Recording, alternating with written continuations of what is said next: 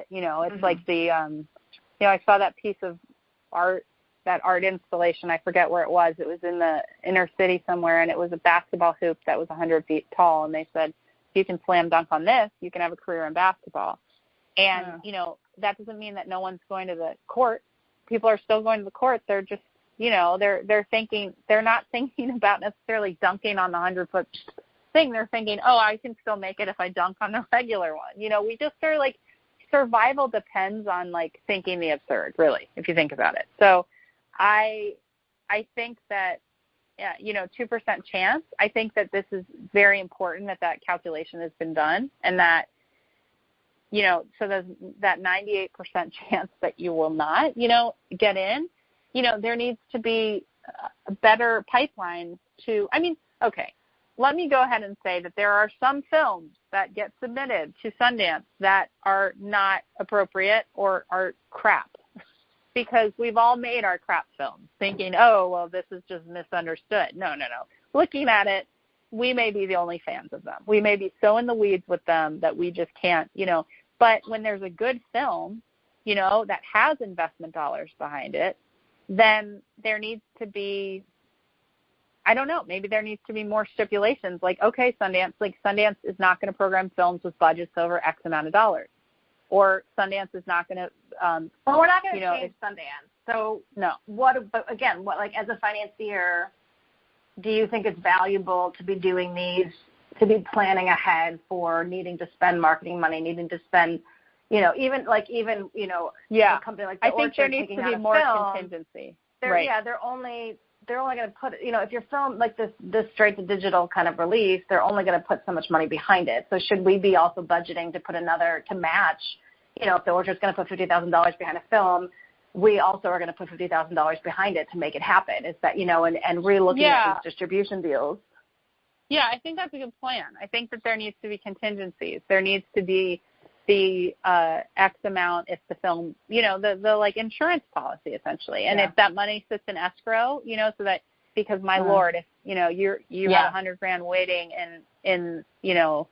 waiting waiting to be spent on marketing and P&A, and then you go, oh my God, wait a second, like we need money for editing, we need money for post, and that goes, oh shit, now we're out of money again. And we, so it's important that money stays separate, out of sight, out of mind.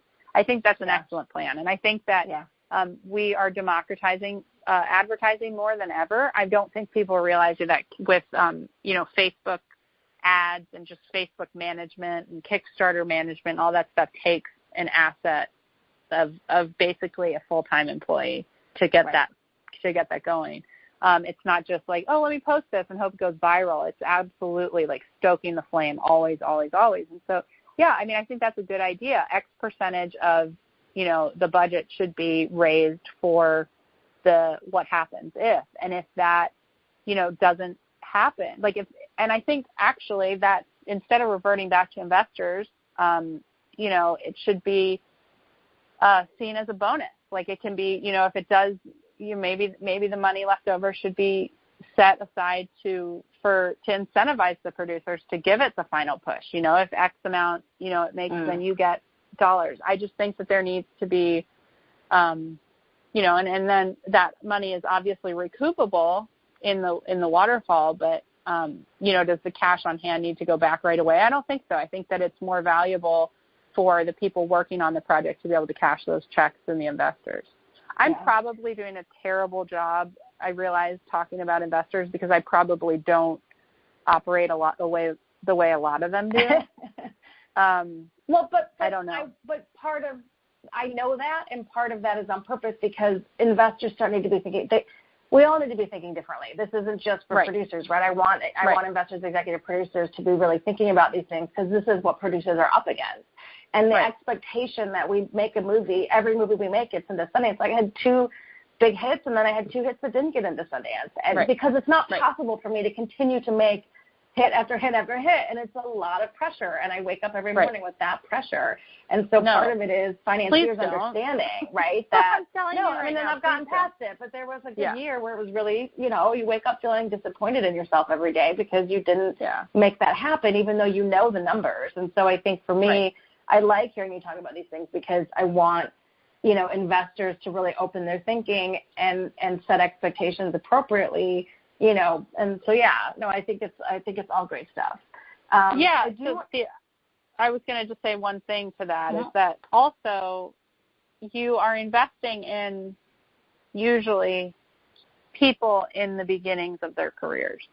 And so you're hopeful that by investing in essentially the friends and family round of a startup, there is going to be a payoff, maybe not in, the first or the second or the third film, but maybe they come down the road in the fourth film and they say, hey, we're making this, we have, I don't know, who would be a star? We have, I don't know, we have some famous actor.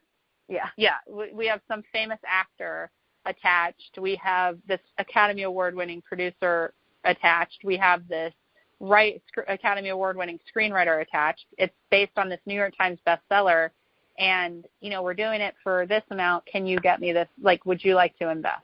And it's like, thank you for that, thank you for that opportunity, because there's going to be times when the roles are reversed and the projects are interviewing investors.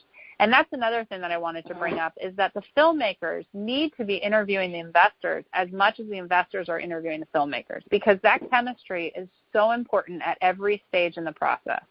And I don't think that enough questions are asked of the financiers, and I don't think that desperation should be something that granted, it will at certain times, but it's like you've waited this long to make this project.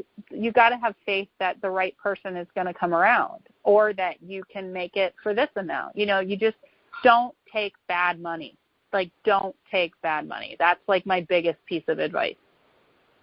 No, I say that all the time, that I feel like one of the biggest issues with filmmakers is that a lot of them make decisions out of desperation, because you just have to make this film, and then those things happen. I've done it. Everyone's done it at some point, and to get to the place where you can be smart enough to be patient as well. And that actually kind of transitions. I wanted to, in that producer, and let's say you've already chosen to work together, in that executive producer relationship, what do you think are some of the mistakes producers make, and some of the good things to do with financiers, but like, what are your tips on kind of maintaining that relationship? Between financiers and filmmakers? Between the producer specifically and the financier, I think each financier is going to be different. There's going to be some people who are out of sight, out of mind, literally just love the idea. Think of it as Vegas, like putting, a penny slot in. They're that high net worth, and they just want, to be like, oh, yeah, we invested in this, and if it hits, then they talk about it. If it doesn't, they either invest in more, or they decide that that's enough for them with film. I think there's some investors who want to be kept aware of what's going on because they're seriously passionate about film, and they think of their dollars as a proxy for the success and the eyeballs on the film, which is right? The more money you make, probably chances are the more people have seen the material, the film, and the thing you invested in. So, and then the other thing is there are going to be some people, and I probably fall in that category because, again, I have the background as an independent producer, but there's going to be some people who want to kind of say, hey, we're here for not just the dollars, but we're here for support. And, if we come at you aggressively, like, hey, have you thought of this? Have you thought of that? It's because we believed in the project before we believed in the money coming back. So, I want to go on the record and say that we don't invest in things we don't think are going to make money. We're not throwing away dollars. We're not burning cash. But we do think that there is, a strong importance to the stories that we're telling. We have quite a varied portfolio in Old Mill Ventures. We have docs. We have narratives. We have, 2 things that we invested in that were New York Times critics picks.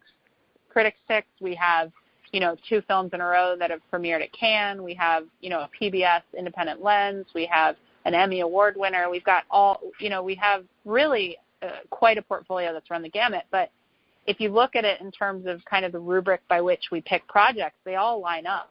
They all really go into, does it have the core audience? Does it have savvy people behind it? Is the story something I want to see? Is it critically important and socially viable?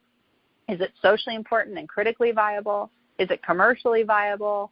Those kinds of questions I think are important. And so if that